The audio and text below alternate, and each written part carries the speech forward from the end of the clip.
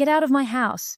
Vera Konstantinova stared at her husband, 7 months pregnant, grocery bags still in her hands. Behind him, the entire Belov family stood like a firing squad. Dave, please. The baby isn't mine. His voice was flat, dead. We have proof. Her mother-in-law threw photographs across the marble floor. Hotel room, tangled sheets. Vera's body, with a man whose face stayed in shadow. I don't remember. We don't care. Security guards grabbed her arms. Her suitcases were already packed. They threw her into the Moscow snow on Christmas Eve. The door slammed shut. Vera collapsed against the gate, shaking, and pulled out her phone with frozen fingers. She needed help. She needed her sister. She typed frantically. Hit send. The message went to the wrong number. Across the city, Rodion Volkov's phone lit up. He read the desperate words. Saw the attached video of a crying woman he recognized immediately. His jaw tightened. 7 months ago, he'd woken up in a hotel room with no memory of the night before. Just empty champagne bottles and the scent of a woman who'd vanished. Now she was pregnant, thrown out, begging for help, and she had no idea she'd just texted the most dangerous man in Russia. Before this gets any darker, and trust me, it does, you need to subscribe right now. Hit that button. Turn on notifications. Because what Rodion does next will shock you, and if you miss it, you'll regret it. Don't let that happen. Vera sat in the snow for what felt like hours, but was probably only minutes. Her phone screen was still lit in her trembling hand. Message delivered. No response. She didn't even know who she'd sent it to. The number looked similar to her sister's, but the area code was wrong. Moscow instead of St. Petersburg. She tried to stand. Her legs wouldn't cooperate. The baby kicked hard against her ribs, like it was angry. Like it knew what was happening. I'm sorry, she whispered to her belly. I'm so sorry. Headlights cut through the falling snow. A black Mercedes, sleek, expensive. The kind of car that didn't belong in residential neighborhoods at 9 o'clock on Christmas Eve. It stopped directly in front of her. The back door opened. A man stepped out. Vera's breath caught. He was tall, over 6 feet, broad shoulders in a black wool coat that probably cost more than everything she owned. Dark hair, sharp jawline, eyes so cold they looked like they could freeze blood. He walked toward her slowly, boots silent in the snow. You sent me a message. His voice was low, controlled, the kind of voice that didn't need to be raised to make people obey. Vera scrambled backward, pressing herself against the iron gate. I'm sorry, I didn't mean to. Wrong number. I was trying to reach my sister. I know. He crouched down to her level. Up close, she could see the scar cutting through. His left eyebrow, the faint shadow of stubble along his jaw. The way his eyes tracked every movement she made, like a predator, calculating distance. You're freezing, he said. I'm fine. You're shaking so hard you can barely hold your phone. Vera looked down. He was right. Her fingers were white, numb. The phone slipped from her grip and landed in the snow. He picked it up, wiped it clean, held it out to her. She didn't take it. Who are you? She whispered. Someone who can help. I don't need help from strangers. His mouth curved slightly, not quite a smile. Yes, you do. He stood and extended his hand. Vera stared at it. Every instinct screamed danger. Strange man. Empty street. No witnesses. But the alternative was sitting here until hypothermia set in. Until someone called the police. Until she ended up in a shelter somewhere, with nothing but the clothes on her back and a baby no one wanted. She took his hand. His grip was warm, strong. He pulled her to her feet effortlessly. My suitcase, already handled. Vera turned. 2 men in dark suits were loading her broken suitcase and trash bags into the trunk of the Mercedes. They moved with military precision, no wasted motion. No questions asked. I can't just get in a car with you, she said, even as her teeth chattered so hard she could barely form words. I don't know you. I don't know where you're taking me. You texted me for help. His voice cut through her panic like a knife. I'm giving it to you. Get in the car, Vera. She froze. How do you know my name? He didn't answer, just opened the back door and waited. Vera looked back at the Belov estate. Every window glowed with warm, golden light. She could hear music playing, laughter. The family she'd tried so hard to join was celebrating Christmas without her. Like she'd never existed. Like she'd been nothing more than an inconvenient mistake they'd finally corrected. She got in the car. The door closed with a soft click. Leather seats, heated. The warmth hit her like a physical blow. She hadn't realized how cold she was until it started seeping back into her bones. The man slid in beside her. Not close enough to touch, but close enough that she could smell his cologne. Cedar and smoke and something darker. The car pulled away smoothly. Where are we going? Vera asked. Somewhere safe. That's not an answer.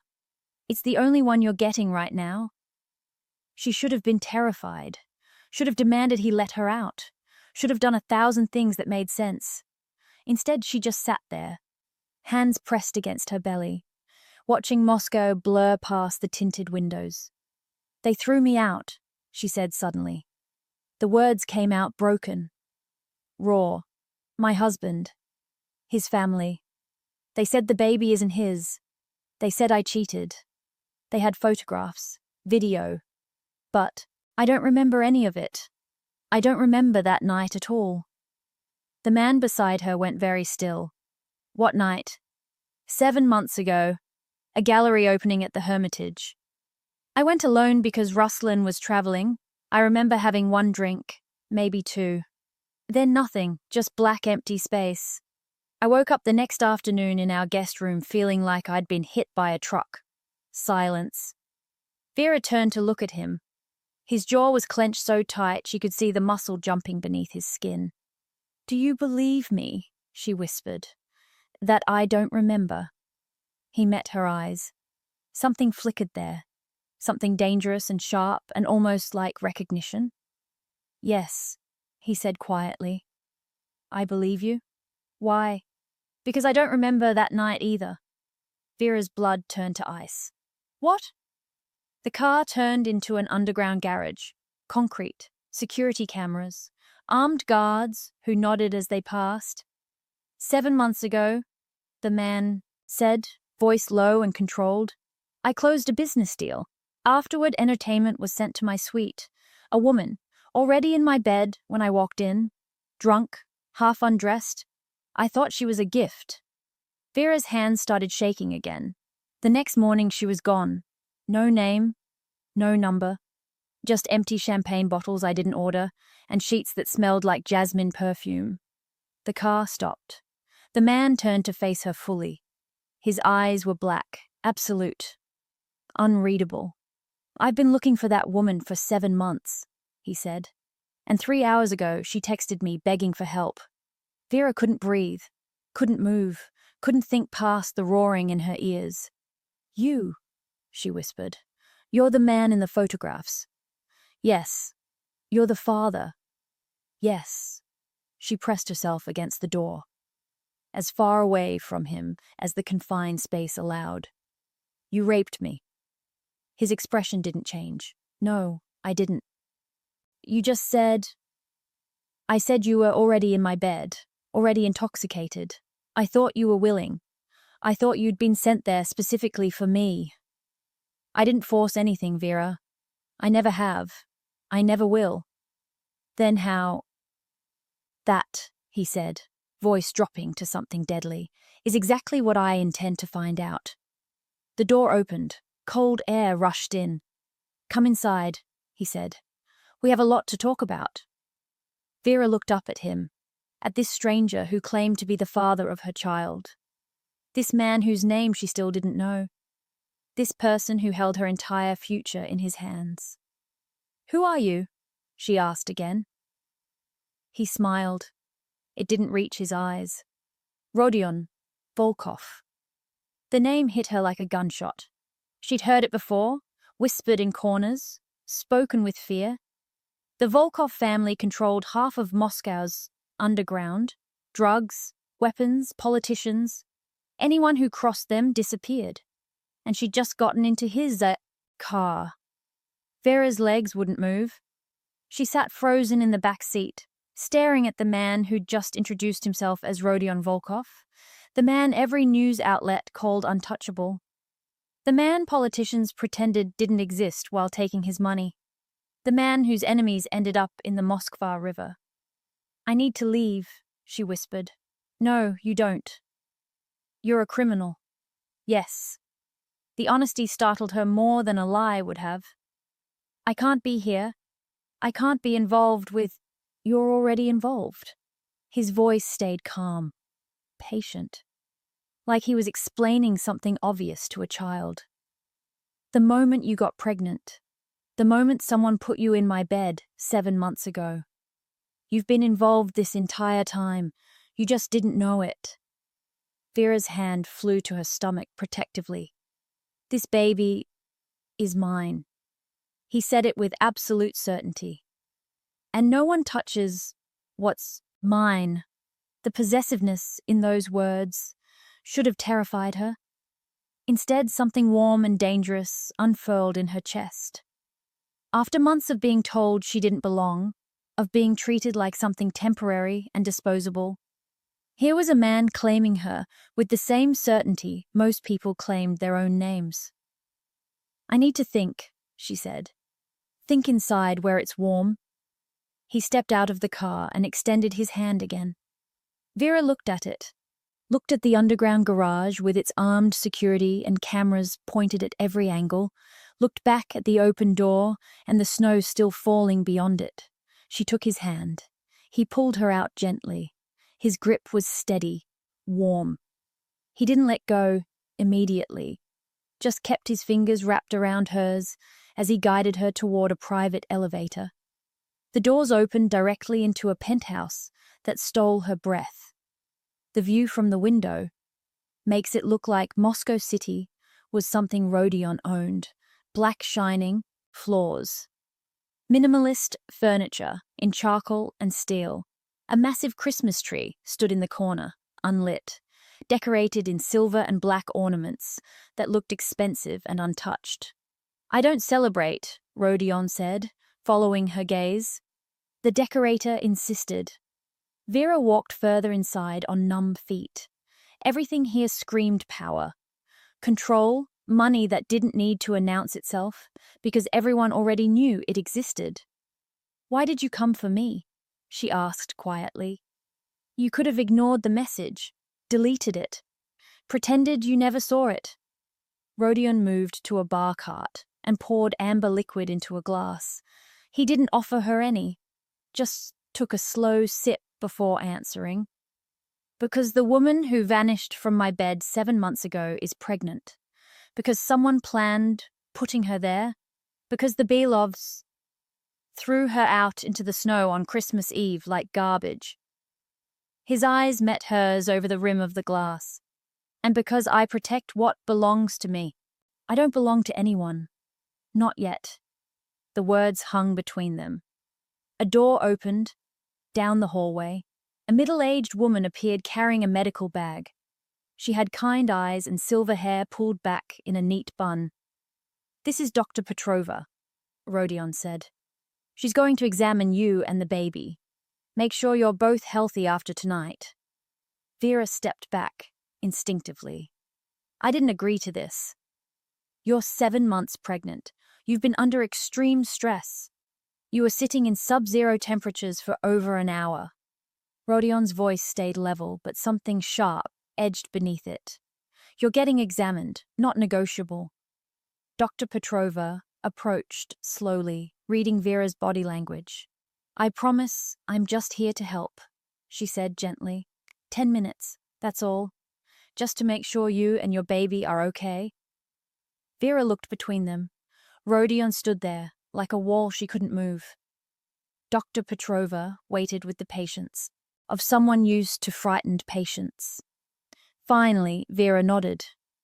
Dr. Petrova led her to a guest room that was bigger than the entire apartment Vera had shared with Dave before moving to the estate.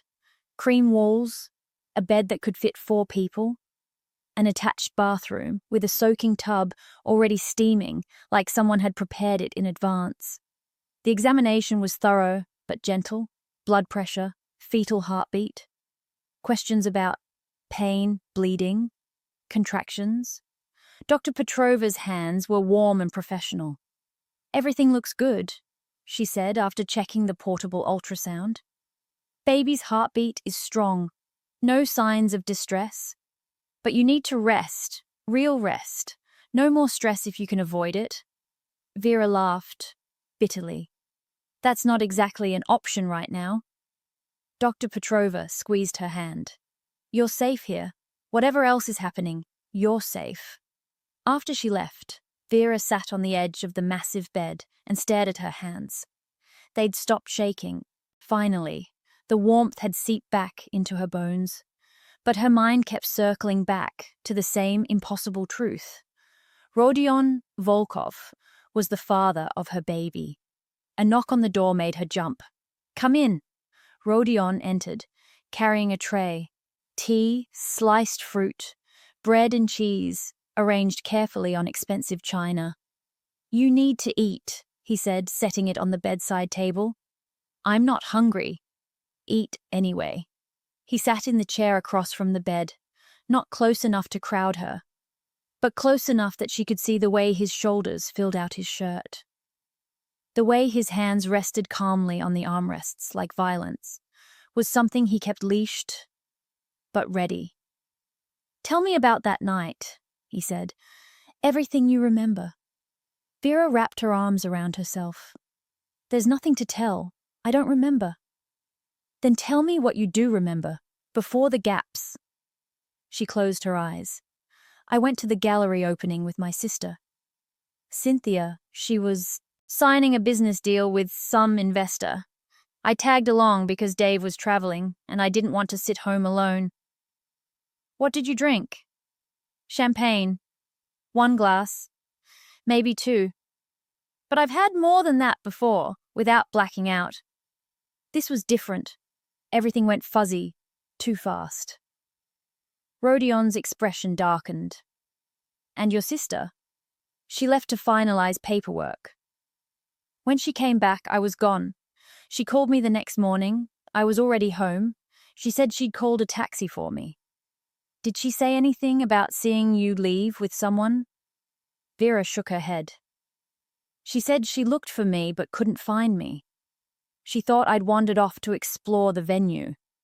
Rodion pulled out his phone and typed something quickly. "What's your sister's full name?" "Cynthia Gabby." "Why?" He didn't answer, just kept typing. "What are you doing?" Vera demanded. "Finding out who put you in my bed." "You think someone drugged me on purpose? Set this whole thing up?" Rodion looked at her like she was naive, for even questioning it. "You don't remember the night. I don't remember ordering champagne. You end up pregnant.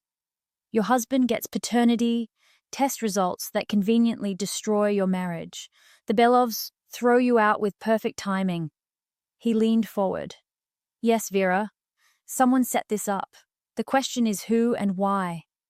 Vera's stomach twisted. "But who would want to?" "Lots of people." His voice went cold. "The Belovs have been trying to get leverage against my organization for years. Destroying you gets rid of an inconvenient daughter-in-law. Getting you pregnant with my child creates a scandal they could use." "That's insane."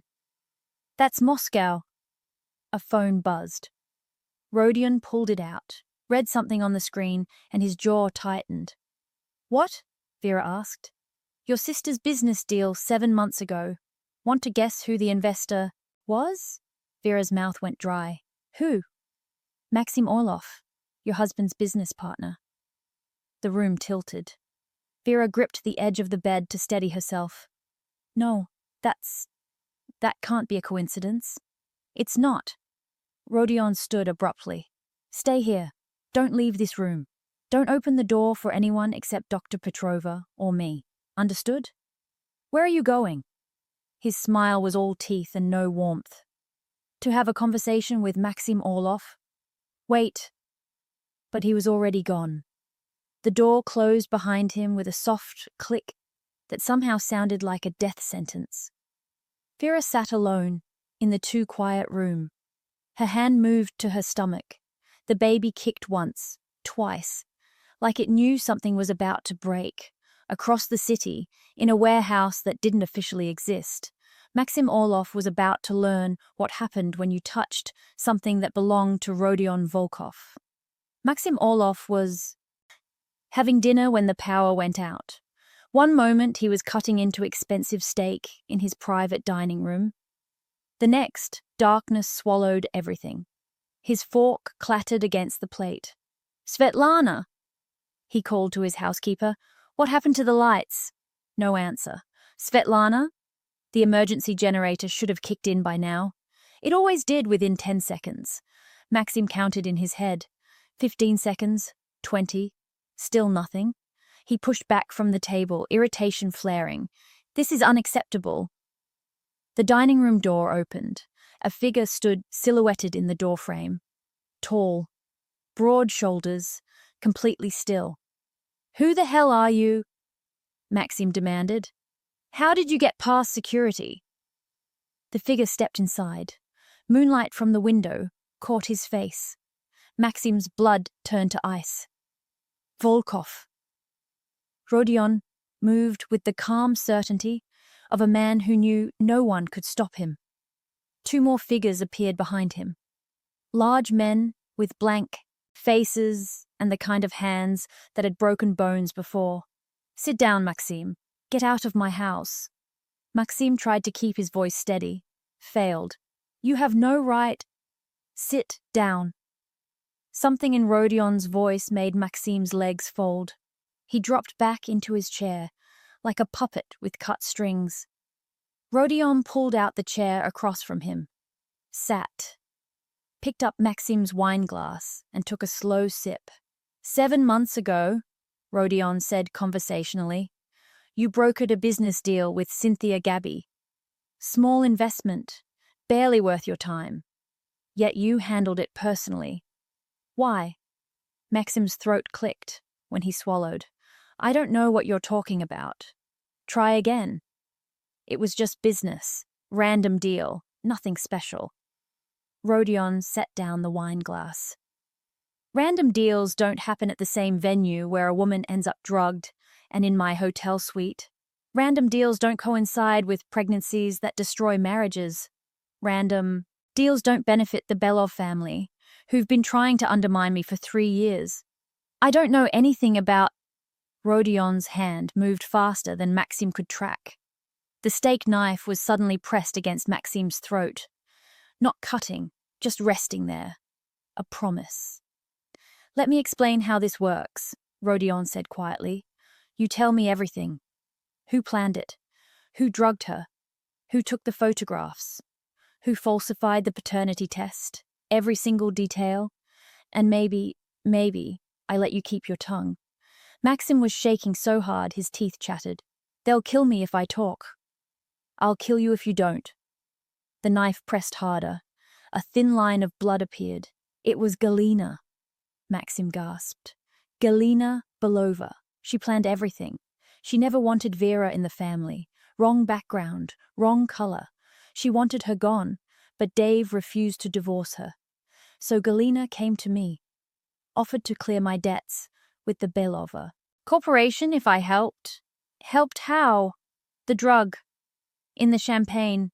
I slipped it into Vera's glass at the gallery, made her suggestible, compliant. Then I told her you wanted to meet her, that you were interested in investing in her sister's business. She followed me to the hotel like a lamb. Rodion's expression didn't change, but the temperature in the room dropped 20 degrees. You delivered her to my suite. Yes, Hosen was supposed to send up one of his girls, as usual. I paid him to switch them. Put Vera in your bed instead. You were drunk from celebrating the deal. You wouldn't notice, wouldn't remember. And the photographs? Galina hired a photographer, professional. He had access to the security room. He took the shots we needed, made sure Vera's face was clear but yours wasn't. Perfect evidence of adultery without implicating you directly. The knife lifted from Maxim's throat. He sagged in relief. Then Rodion drove, his fist into Maxim's face. Bone crunched, blood sprayed across the white tablecloth. Maxim's head snapped back, chair tipping, crashing to the floor. He curled into a ball, hands over his face, whimpering. Rodion stood over him. The paternity test. Falsified, Maxim sobbed through his broken nose. Dave's doctor is on Galina's payroll. The test showed 0 probability, even though we knew it couldn't be true. We didn't know who the father actually was. We just needed Dave to believe it wasn't him. And when Vera got pregnant, we waited. Let her get far enough along that it would hurt more when we destroyed her. Galina wanted her humiliated, broken. She wanted to make sure Vera never came back, never tried to claim any Belov money or status. Rodion crouched down, grabbed Maxim's collar and hauled him up until they were eye level. You drugged a pregnant woman, threw her out into the snow, destroyed her life because an old, bitter woman paid you to? I'm sorry, Maxim whimpered. Please, I'm sorry. You're not sorry yet. Rodion's voice was pleasant, conversational, terrifying. But you will be. He dropped Maxim back onto the floor and straightened his jacket like nothing had happened. Take him, Rodion told his men. I want every detail, every person involved, every transfer of money, everything. They grabbed Maxim under the arms and dragged him toward the door. His screams echoed down the hallway until they cut off abruptly. Rodion stood alone in the dark dining room. He pulled out his phone, dialed. It's me, he said, when the line connected. I need everything you have on Galina Belova. Bank accounts, properties, every skeleton in every closet. And get me a meeting with the doctor who falsified those paternity results. Tonight. He ended the call, stared out the window at Moscow, glittering below. Somewhere out there, Galina Belova was probably sleeping peacefully. Probably thought she'd won. Probably believed she'd successfully removed an inconvenient daughter-in-law and would face no consequences. She was wrong. Listen, if you've gotten this far, you need to know something. What Rodion is about to do to the people who hurt Vera will redefine revenge. The confrontation coming in the next part will leave you speechless. But here's the thing, YouTube doesn't show you the next video unless you subscribe. The algorithm buries it. You'll lose the thread. You'll never know how this ends. So do yourself a favor right now, hit that subscribe button, smash the notification bell, because if you miss what happens next, you'll be searching for this channel at 3 in the morning trying to find it. Don't let that be you. Subscribe now. Back at the penthouse, Vera couldn't sleep. She'd tried. Changed into the soft pajamas someone had left folded on the bathroom counter, climbed into the massive bed, closed her eyes. Nothing worked. Her mind kept circling. Maxim Orlov. Her sister. The champagne she couldn't remember drinking, the hotel room she couldn't remember entering, 7 months of her life built on a lie someone else constructed. The baby kicked. Vera pressed her hand to her stomach. I know, she whispered. I know you're scared. Me too. A soft knock made her sit up. Come in. Rodion entered. His jacket was gone, sleeves rolled up to his elbows. There was blood on his knuckles. Vera stared at it. Is that Maxim Orlov's? He said it casually, like he was commenting on the weather. Vera should have been horrified, should have demanded he leave, should have run. Instead, she just asked, Did he tell you what happened? Yes. Rodion crossed to the bathroom, turned on the sink, washed his hands methodically while Vera watched from the bed. The water ran pink, then clear. He dried his hands on a white towel, came back out, sat in the same chair he'd occupied earlier. Your mother-in-law orchestrated everything, he said. She drugged you, paid Maxim to deliver you to my suite, hired a photographer to document it, falsified the paternity test, waited until you were 7 months pregnant to maximize the damage when she threw you out. Vera couldn't breathe. Galina. Yes. She hated me that much? Rodion's eyes softened slightly. She saw you as a threat.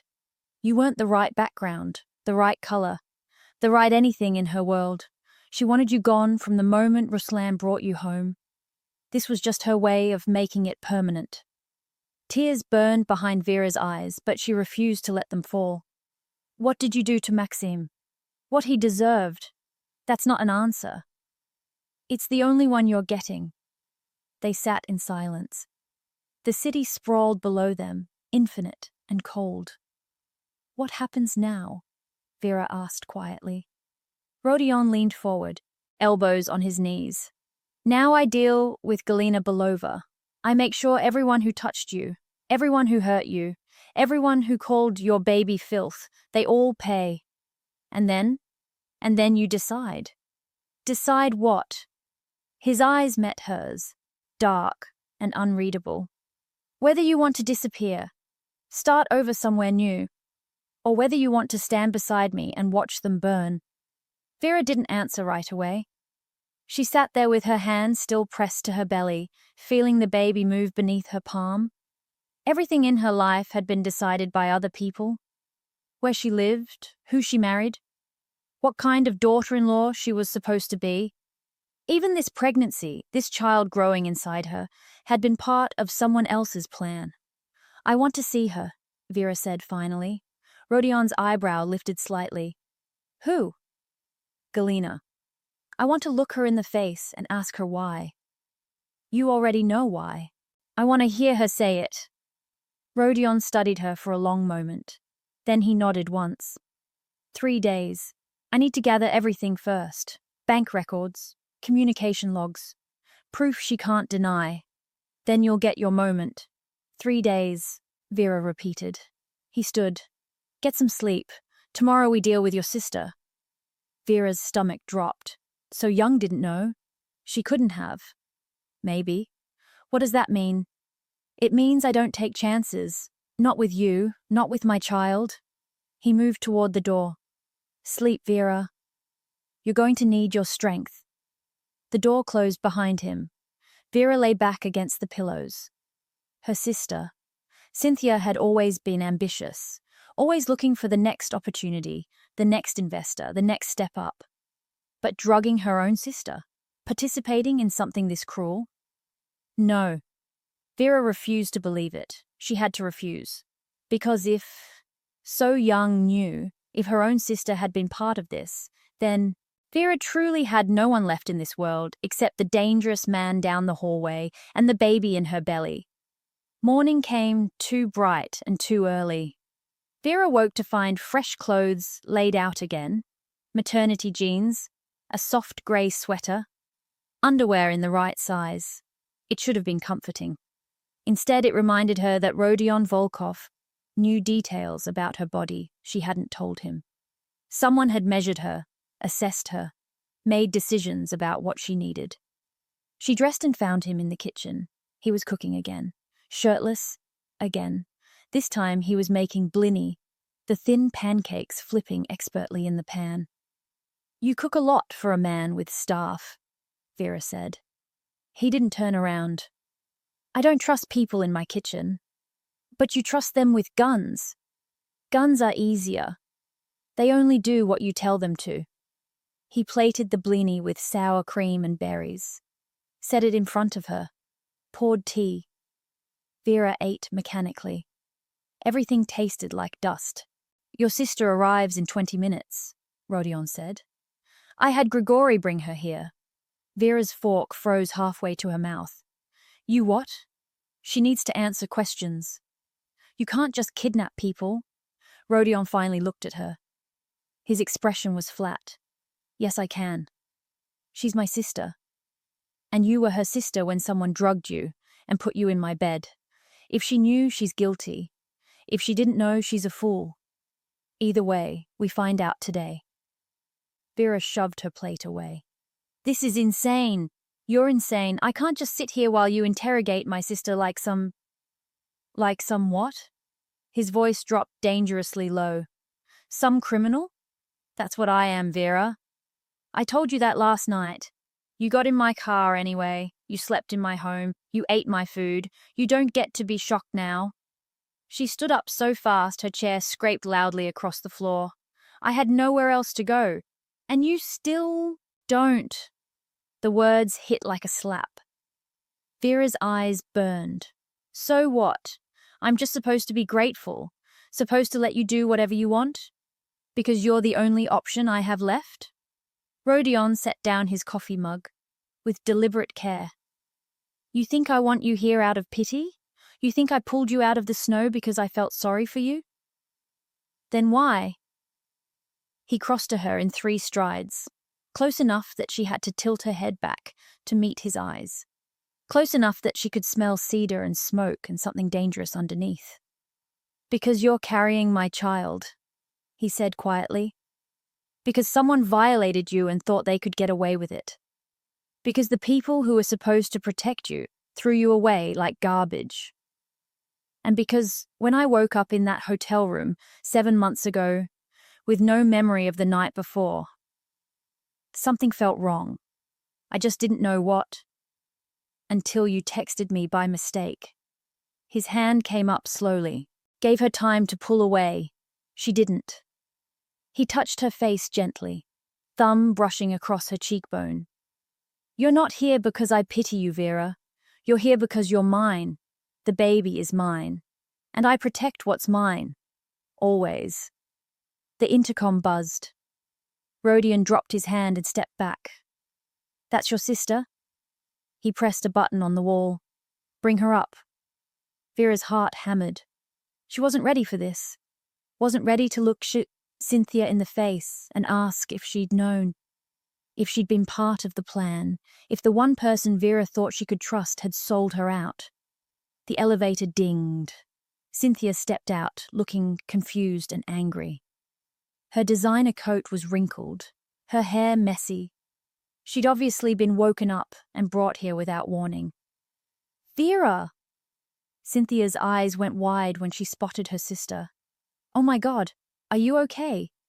These men just showed up at my apartment and said you needed to see me urgently. They wouldn't let me refuse. She stopped, saw Rodion standing in the kitchen doorway. The color drained from her face. You, Cynthia whispered. Rodion smiled. It was all teeth and no warmth. Me. I don't understand. Vera, what's going on? Why are you with him? That's what we're going to find out, Rodion said pleasantly. Sit down, Cynthia. We have questions. You're going to answer them. And depending on what you say, you'll either leave here unharmed, or you won't leave at all. Cynthia's gaze darted between Vera and Rodion, panicking. I don't know what you think I did. 7 months ago, Rodion interrupted. The Hermitage Gallery, the business deal with Maxim Orlov, the champagne your sister drank. You're going to tell me everything you remember, and you're going to tell me the truth. Because Maxim already talked. I know his version. Now I want yours. Cynthia backed toward the elevator. I need to leave. This is insane. Vera, come with me, please. This man is dangerous. She stays, Rodion said. She's my sister. She's the mother of my child. Cynthia froze. Her mouth opened, closed, opened again. What? Vera stepped forward. Her voice came out stronger than she felt. The baby is his, Cynthia. The man from the hotel. The one I don't remember. It was him. And someone set it up. Someone drugged me and put me in his bed and took photographs to destroy my marriage. She paused. Maxim Orlov said you were there, that the deal you signed was part of the plan. So I need you to tell me the truth. Did you know? Cynthia's face crumpled. Tears spilled over. Vera, no, I swear. I didn't know anything.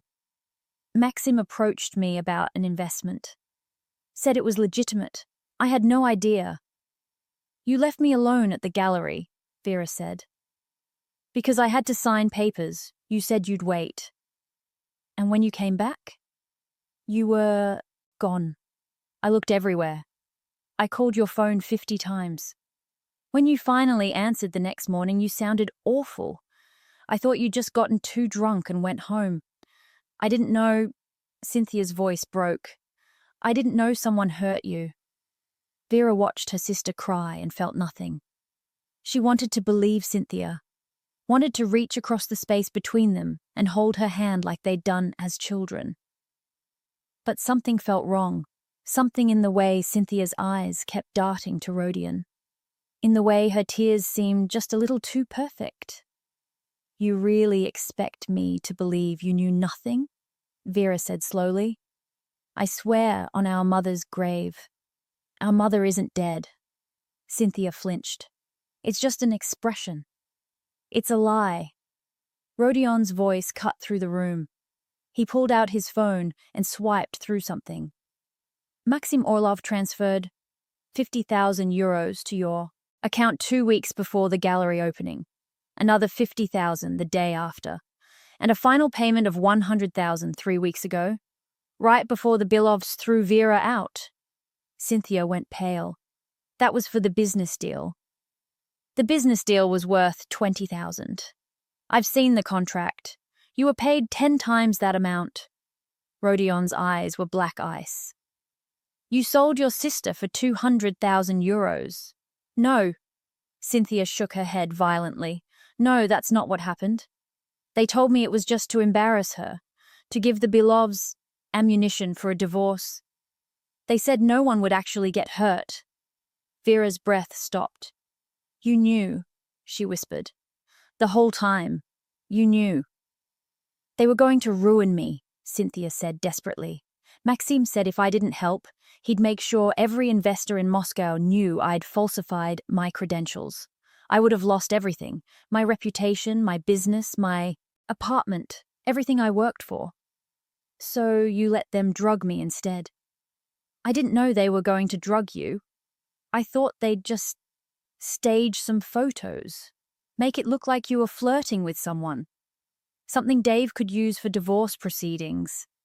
I didn't know. Her voice cracked.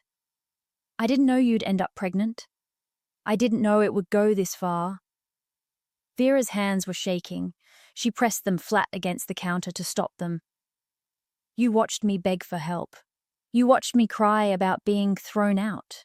You pretended you didn't know why. Because I was scared. Because if Galina found out I told you, she'd destroy me too. So you let me suffer. Cynthia took a step forward. Vera, please, you have to understand. I was desperate. I made a mistake. But you're okay now. You're safe. You found someone who can protect you. Maybe this is actually better. Maybe. The slap echoed through the penthouse. Vera's palm stung. Cynthia stumbled backward, hand flying to her reddening cheek, eyes wide with shock. Get out, Vera said. Her voice was eerily calm. Get out of this apartment. Get out of my life. If I ever see you again, I'll let him do whatever he wants to you. Cynthia looked at Rodion. He smiled. You heard her, he said pleasantly. So Young ran to the elevator, stabbed the button repeatedly. The doors opened and she disappeared inside, still crying, still holding her face. The doors closed. Silence filled the penthouse. Vera stood perfectly still. She couldn't move, couldn't breathe, couldn't process that her own sister, her only family, had been part of the plan to destroy her. Vera. Rodion's voice was gentle. She didn't look at him. I need to be alone. No, I'm not asking. He crossed to her anyway, pulled her against his chest before she could protest. His arms wrapped around her carefully, avoiding her belly, just holding her. And Vera broke. She sobbed into his shirt, huge gasping cries that shook her entire body.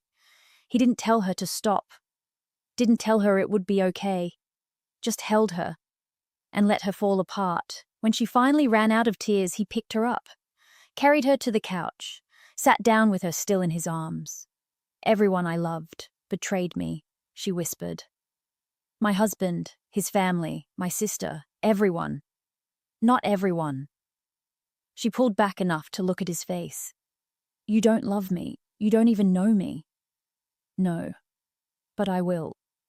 Something in the way he said it made her chest tighten. 3 days later, Vera stood outside the Belov estate again. This time, she wasn't alone. Rodion stood beside her. 6 of his men flanked them. The gates were open, waiting. "Last chance to change your mind?" Rodion said quietly. Vera shook her head. "I need to do this." They walked through the gates together. Galina was in the sitting room. She looked up when they entered, teacup halfway to her lips, and froze. "You." Vera stepped forward. "Hello, Galina. Get out of my house. This isn't your house anymore." Rodion's voice was pleasant. "As of this morning, the Belov Corporation is under investigation for fraud. Your assets are frozen. Your husband is being questioned. Your sons are scrambling to save what's left. And you—" He smiled. "You're about to confess everything you did to Vera. On camera, with witnesses." Galina's face went white. "You can't." "I already did." Dave appeared in the doorway. He looked thinner, older, like the past 3 days had aged him 10 years.